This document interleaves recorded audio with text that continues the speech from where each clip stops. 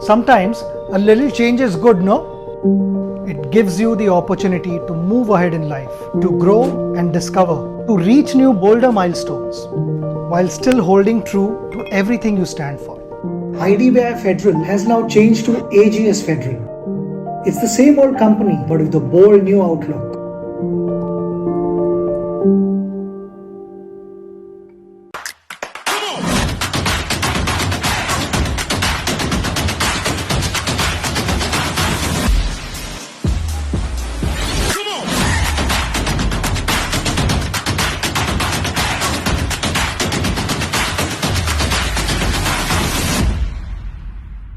हैदराबाद में बैठकर लखनऊ से कबाब का लुत्फ, जनाब यही है जन्नत। जस्ट माई रूट्स, लालच को पंख लगाओ, किसी भी शहर से खाना मंगाओ।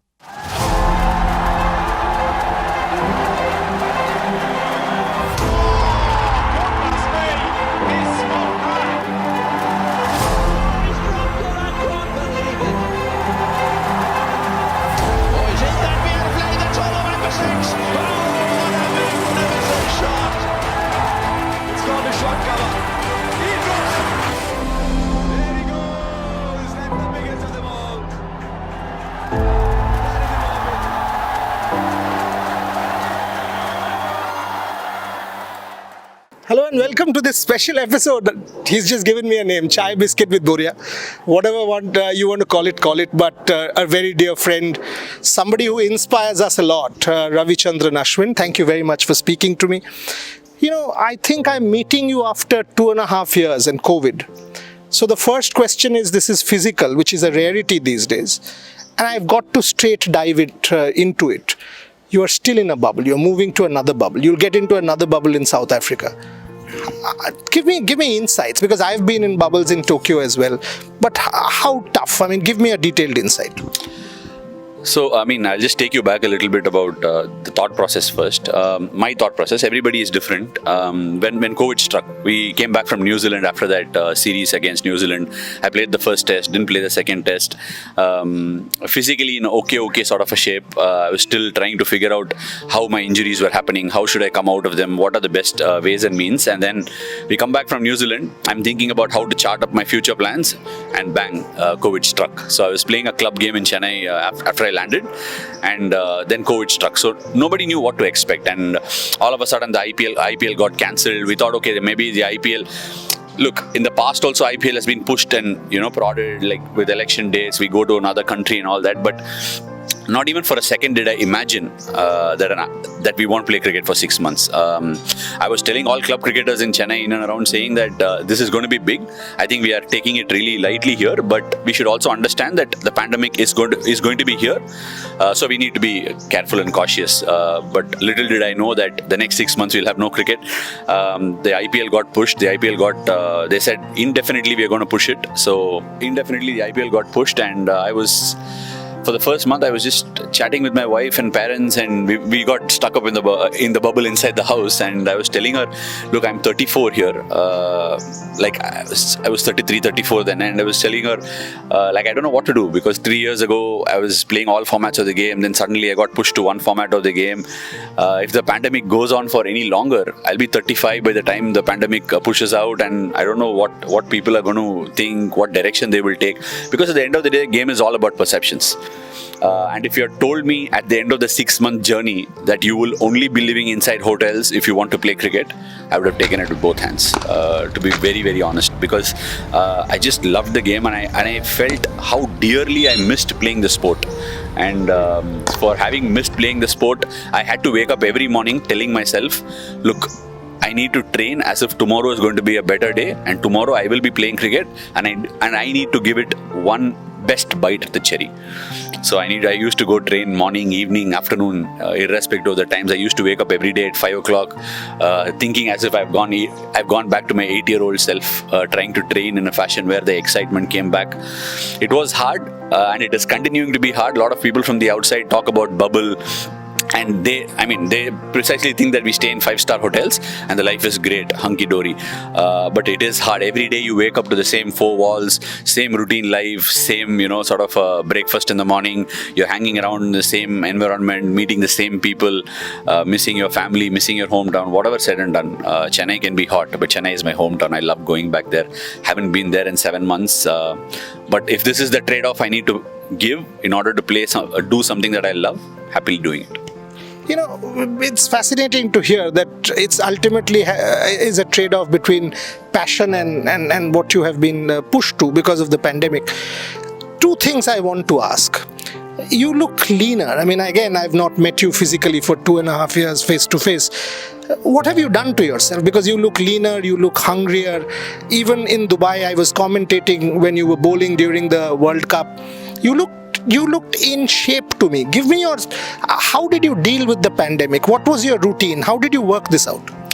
Like I said, every single day I used to get up telling myself, look, I think I've spoken about it to a certain extent with, Harsha Bogle in the break that we had during the pandemic, about what are the things that sort of, left me, like many a times we talk about what we achieve in life, but we also have somewhere down somewhere in our heart about what we couldn't, what we missed.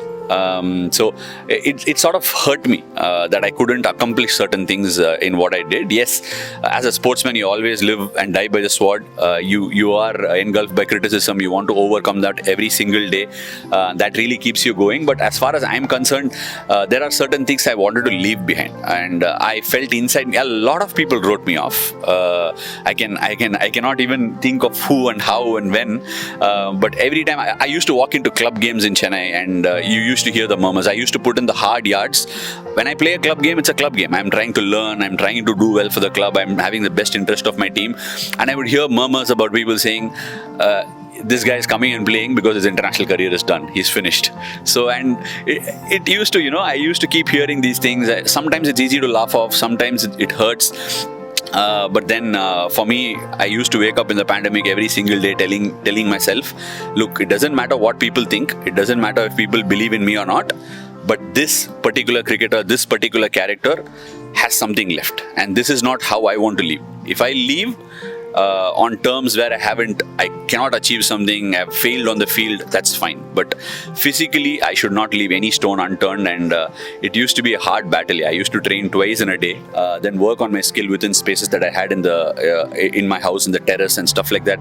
I used to do a bit of online courses on how well you can practice within the house, trying and using a sock ball, trying using cricket balls to get the seam position right. I started training bowling in gym exercise positions. I reviewed over 3 to 10 dietitians using LinkedIn as a platform and different platforms, because that's one thing that I had not nailed on in my life. I felt about how much a dietitian can help me get better. And eventually I did find a couple of dietitians who were enabling to get my protein intake higher. Some of them told me how allergens worked. So yeah, the journey is, I'm definitely eating better, definitely training better, and definitely more positive inside my head. I was having a chat with Bharat, and he says the uniqueness about you and compared to others is, he says the angles, the plans, the thing that goes into Ashwin makes Ashwin who he is. An insight into that? I love talking about the game to a degree where people actually find like a lot of people bring through my life have said that I overthink, and I agree, I overthink, but as an individual inside myself, I can break down this overthinking to a very, very small fragment, because I think about the game like I realize that I think about the game like no one else does. A lot of people might want to switch off from from watching the game after they've played it, after they've practiced. But I keep watching myself bowling. I keep watching how other batters are going about their business. For example, when Steve Smith came to India and he had that wonderful series in 2016-17. I thought I was not supposed to ask that question. No, I'm not going to get into the entire intricacy of it, but ever since 2016-17, I watched Steve Smith like a madman, like literally obsessed over how he made those runs, what he does differently, why am I not catching certain small cues. See, I think as a bowler, what makes me get those wickets are not my skill or not just my plans. It's that very innate understanding of what a batsman is doing at the last moment and change my bowling according to it at the point of release. And with Steve Smith, I found out that I was not picking those cues that he was giving me. So I had to like get really obsessed with him. There is a movie in Tamil. I'm not sure it's come out in. It'll come on Set Max very soon. I'm sure, where they say, "Tell me who your enemy is. I'll tell you your character." Generally, we say, "We'll show your friends. I'll tell you who you are." But that really stuck out to me. Like, I connect movies with life, what the storyline is saying, and all that. And I realized that I must make obsession of people that I'm not able to get the better of. So I make a very, very clear and earnest attempt of the big dogs and opposition, go to a very, very small detail of how they are doing certain things, how can I break that pattern and all that. And my duel with him in Australia was anything could be stated as anything by anybody, but for me it was a culmination of what I wanted to achieve all my life. That again, excuse me, that defines you. Whether it is white ball cricket, red ball cricket, I have followed your journey from day one. And to see you come back the way you did in white ball cricket, 2 questions. Give me a sense, because, to overcome pain, and we are talking about bubble life and fatigue and all of it, pain is part of that. That's mental pain. That Australia match, that Sydney match, the way you overcame pain, it is an inspiration to each one of us, and you did it for the country. Give me an insight into that. And the second part is white ball cricket, this comeback. Again, it sort of tells us that everything is possible. Never say never. Yeah, I think I'll just take this back to a slightly older story here, but see, I started training differently in between 2015-16. I started training differently, meaning I wanted to add some power into it, because the T20 sport was getting into a very power domain sort of a thing. So I trained differently, and what happened was my body has limitations. My hip structure is not that of same as someone else, because I had hip injuries when I was younger, and my hip just couldn't function in the way that it functions for somebody else. If for you it rotates at 180, it doesn't rotate as much for me. So for me to realize all these things, it takes time, right? I'm a cricketer, and most of us are cricketers. We are not into sports science. We are not into exercise science. So when I started training differently, my body initially gave good results, but it started giving up. I had patellar tendon issues. Like, for people that might not understand, my knees got affected first. Went into tendonitis, because of which my hip gave up. Then I had a groin tear in England before the game, and then in Australia when I was bowling 60 overs in Adelaide, my abdomen tore, because all these are interlinked. Before which in 2015 I had a side strain. So who do I really blame? And for someone, and at Sydney, the end of it all, when after the Adelaide test, I had an abdomen tear, grade 3. In Sydney, I was bowling before the game, and I felt like I cannot go on a test match bowling if I had to bowl 100 overs. The question asked to me was whether can you bowl 50 in the first innings and 50 in the second innings. I said, I can bowl beyond pain barriers, because if there is one thing that I will never agree or never doubt about myself, is that I will not back down from a contest. I might die on a cricket field, but I will not back away from a contest. So those sort of injuries, the way things didn't pan out for me in Southampton, the way in Adelaide I gave my heart out. I probably thought I did keep an eye tight and win the test match for India that game. And in Sydney, when there were murmurs spoken about how I gave up, it felt like I was being killed from the inside. So the only thing I wanted to achieve in life was to make sure that I go back, die on the cricket field trying to win a game for India, and people change that narrative. The character. If at all Ashwin is a cricketer today, it's because of the fight this dog has. It's not about how much quality this dog has. So I wanted to change that, and every single day in the lockdown when I woke up, I said tomorrow will be a better day. The sun will race, but Ashwin should be prepared for that sun racing and fighting on the field. Fantastic, absolutely fantastic. I mean, if there's anything you guys watching this show wants to take from this man, take the fight. Not because each of us are fighting our own little battles, and each of us think we are the worse off. And that's only human nature. If you read psychology, you will understand that, there are millions who are far worse off than you and I are. But back to Sydney, you were standing there. You were standing for 3 hours. Bharat told me, Hanuma told me, I've spoken to everybody. You could not even sit. Give me a sense, man. I mean, what? And you were telling me off camera what happened. This I can ask you. Tell me on camera. How did you manage that? So again, right, every time something happens to my body, right, this was very freakish. It's like I even went to the extent of studying exercise science. What is happening with my body? Why is my body giving up? And then I put everything to bed. Like I started training, like we all do exercises in the gym, right? We lift, we do deadlifts, we do squats. I wanted to understand how these are translating into movement patterns on the ground. So I started my gym exercise and working out exercises the way I was playing on the field. And I thought I had put to bed all those sort of injuries and limitations I had, because when I came out, my body felt fresh. And I had put everything to bed, went to Melbourne, the Sydney test was going on. We could draw the test match. We had a chance of winning the test match.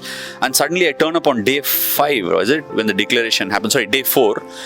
So what happens in Sydney, I'm sure you're aware, everywhere else, they'll give you the bowling place just besides the pitch, where there is a pitch. It's hard. But in Sydney, they give you the outer surface, which is full of sand.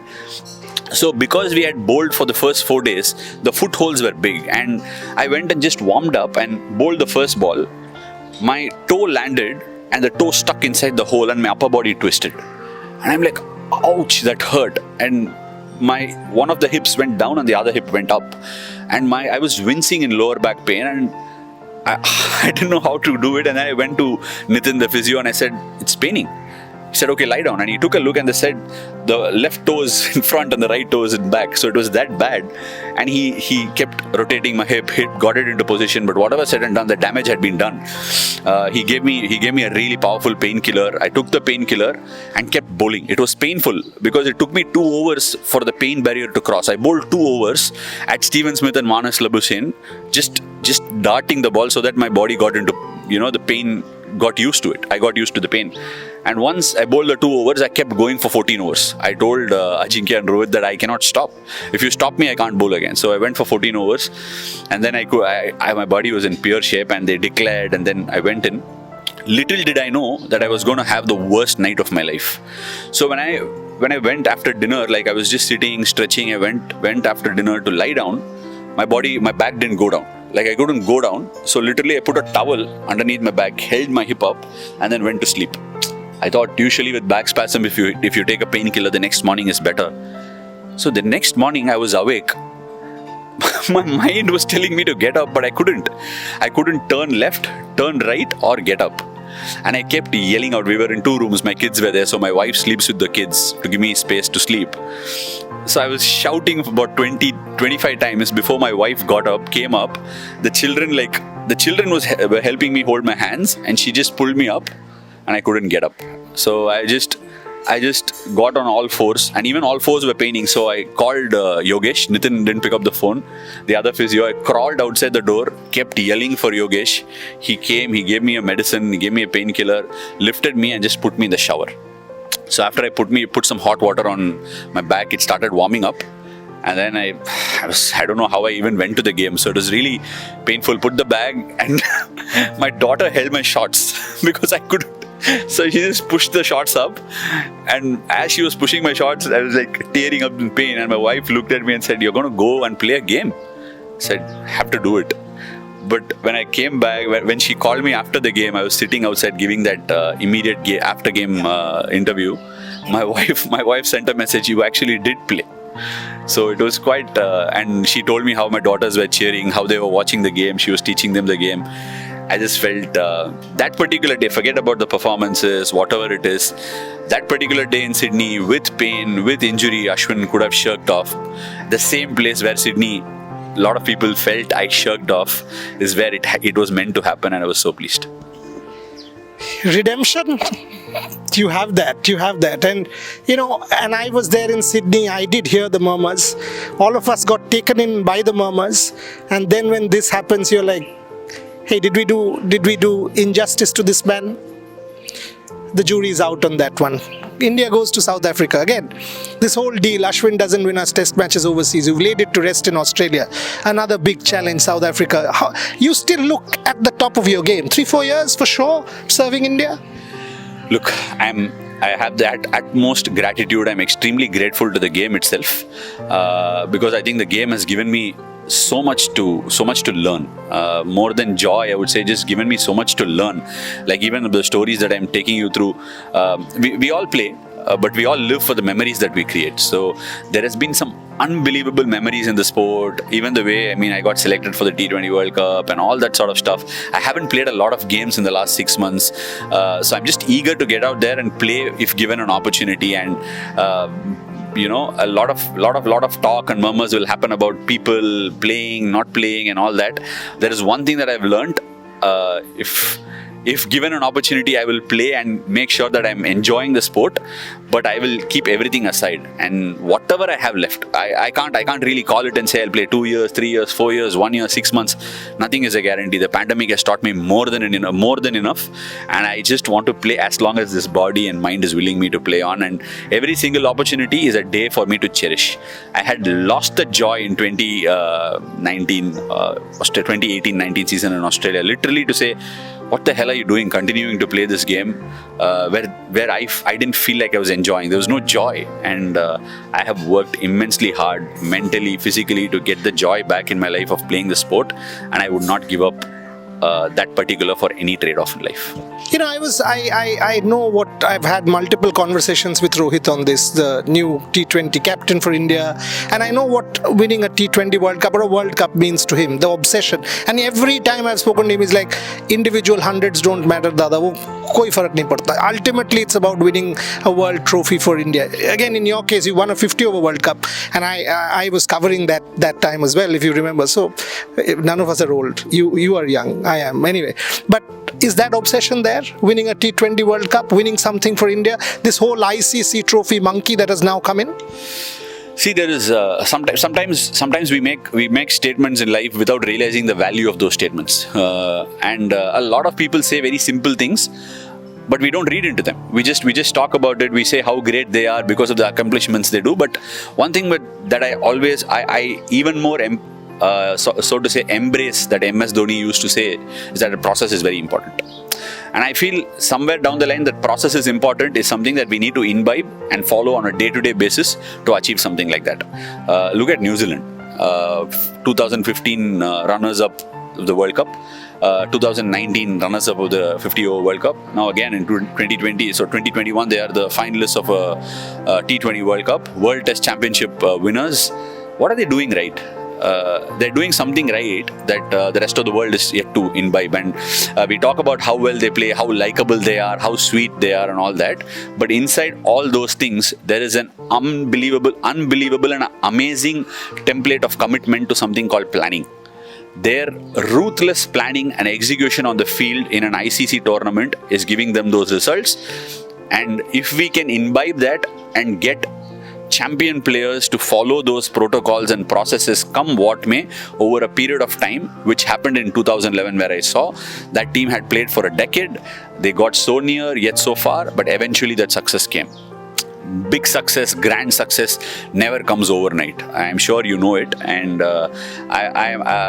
in terms of raw material, in terms of talent, in terms of skill, India is second to none. The kind of talent and people that come out and play, I don't even have to talk about it. But it's about understanding the game and keeping on improving and understanding plans and executing them on a day-to-day basis and making it your life over a period of time, which will fetch us the results. Okay, couple of last questions. One, there's so much talk these days about bubble fatigue and mental health, and you take the Olympics, the Simone Biles headline, for example. In your case, yes, I know Preeti and the kids travel now, so that and I want to ask that question, family. How important has family been in this period to get you through this whole pandemic, and obviously your personal questions, the self-doubt that you went through? Simple. I told you, if on that Sydney morning, if I didn't have my children and wife with me, I would have not owned the shots and gone to the game. just to lighten it up. But let me tell you something, it's not easy. A lot of time people, when the team loses, right, people out there come out and talk about how family, tum log ash kar rahe ho, you're enjoying, there is a lot of fun, come on, play the game. I'll tell you something, a small story that happened in Brisbane. We were not supposed to be in a bubble, and all of a sudden when we went to Brisbane, the Queensland government had different rules, so we were supposed to be locked up in a room. My wife very well knows how difficult it is to travel. She's done this traveling bit on and off for 10 long years now, and we are about to get into our 10th anniversary now. And at Brisbane, we landed, they put us in a hotel room and they said you can't go. And like 10 minutes later, I started to hear some crying noises. It was not like from my children or something. I went and saw and she was crying. She had a massive, burst out of emotions. She said, I don't know what's happening, but I cannot take these hotel rooms anymore. With 2 children in the room, we can't go out. You guys are going to practice. You guys are going to the game. You're getting fresh air, but I have to be inside this room. It just feels too inhuman. I came out for the love that I have for you. Our family needs to be together. We have young children, and that's why I came. But I can't do this anymore. So all I could do was just hold her hands and just stay with her and hear what she had to say. And then, 2 days later, she was okay and back to normal. We were going to finish the tour and go back home. But this is the extent to which it can get to you, and nobody, it is very hard to explain. Like they say, they say empathy is standing in somebody else's shoes, but we hardly have any of it from the exterior. It looks fancy. Yes, there is no doubt cricketers are earning, they make money. Absolutely no denying that. But you also need to understand this is a career that's short-lived and people make sacrifices. And ever since the age of 8, as far as I know, I have not lived a normal life. I have given up on several normal things. I'm the only son in my family. I haven't gone back for Diwali for over 27 years. I haven't gone back to a Pongal for 27 years. Birthday wishes are generally on the phone.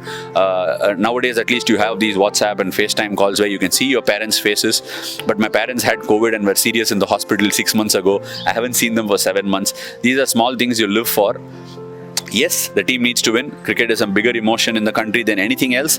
But I think empathy is something we can all do better with. That's the last one, Ash. The whole family suffered through COVID. You went back home to be with them during the IPL. Again, a lot was said. Ashwin not playing the IPL, not playing T20 cricket. Can you just get that nonsense out of the way? First of all, I didn't even hear or choose to hear those murmurs then. I'll tell you something. It's a very personal story. My dad and mom, I'm the only son, right? And my dad was a government employee. My mother used to work at Unilever. My mother used to turn up home. Since the age of 9, I know this. She used to turn up home whenever I was home. She used to come at 1:30 in the night, 2:30 in the night, 3 in the night. She used to work overtime all the time because we had to run a family. Thankfully, my granddad had given us a house to live in, a shelter to live in. But otherwise, they always struggled to meet ends. My father and mother, the salary put together used to be 2,000 rupees, and the first SG Gold bat that I got was 3,500. So I'm just going back and thinking what or where they needed to go and stretch their hands out to get their son an SG Gold bat in times when people believed cricket was not going to be a career. And my granddad, every single morning when my father used to ask for financial help or with my aunt, the first thing that used to come as a question was, is cricket going to really feed him? Better send him to school, focus on education. This was what they had to endure every single day of their life until I got my Tamil Nadu cap in 2006-07. That is when people took aside and started taking notice that my father taking me like a kangaroo child on his, the petrol tank of his Hero Honda bike, that something had come fruit. And I can't begin to tell you this. My father, when at the age of 12, we were going to play a league game, and these hanging rope balls used to be there, right? So I was just knocking before we were going to leave for the game. My father was getting his dress on a Sunday morning, walking room to room, where I played an amazing pull shot. Pull shot that I got inspired from Ricky Ponting. The ball hit the fridge, it ricocheted. I finished my pull shot, it hit my father flush on the nose, the bat. He started bleeding profusely, my bat was full of blood. He just sank like a sack of potato, and I was scared. I just went and saw him. He got up. There is a hospital at the end of the road. Still it is there. He went straight to the hospital. I didn't know how to react. 12-year-old, he went, stitched his nose up, some other cut here as well, I think. He just stitched it up, came back, picked up my kit bag, put it on the petrol tank, put me on the backside, took me to the game, 20 kilometers from the house. I played the game, got a 50. He didn't speak to me the entire day, sat there in the sun watching the game. The ground was TA Cycles ground in Chennai. We went back, stopped at the bakery, got me a, some samosa or puff, I can't remember exactly. And that's when he said, for the hurt that I had, if you had made 100, I would have been happier. That should never affect you. Whatever happens to us should never affect you, because you go on the field for accomplishing my dream. So the next time, make sure if you're on 50 when you raise your bat, that your father got hurt this morning and you can play more for your father. Play some for you, play more for your father. And that is like, as a 12-year-old, the only thing I realized was my dad is giving it all here. He had opportunities to go for promotion. He had an opportunity to go to Nigeria where my aunt works, where he could earn more. Gave everything away just because he wanted to see his son wear the India colors maybe one day without anything. And he gave selflessly, and he was in the ICU. And I don't even need to explain to anyone that why I need to go back. And if those were his last days, and if I hadn't gone back home, and if I couldn't see him, then why am I even a son? It doesn't make any sense. In India, we all want to advance our careers. Lots of people, competition at the top of the game. I agree to everything. But if you can't go back for your father or mother or for your children or for your wife, there is no purpose in living. Because India is the first country in the world that taught the world how important it is to stay together, how important family is. Now, are we forgetting all that? Are we putting that to bed? I don't know. I don't think much needs to be said after this. I'll end this with two statements. As I said, that Sydney murmur was heard by me. I got calls that Ravichandran Ashwin was asked to play, he did not play, and I'm putting it on record. And all of us bought into that narrative as well, to a degree, for sure. What's wrong with Ashwin? Is he scared? After hearing this interview, I do think injustice was done. After hearing this, you guys decide if we've been a tad unfair on this man.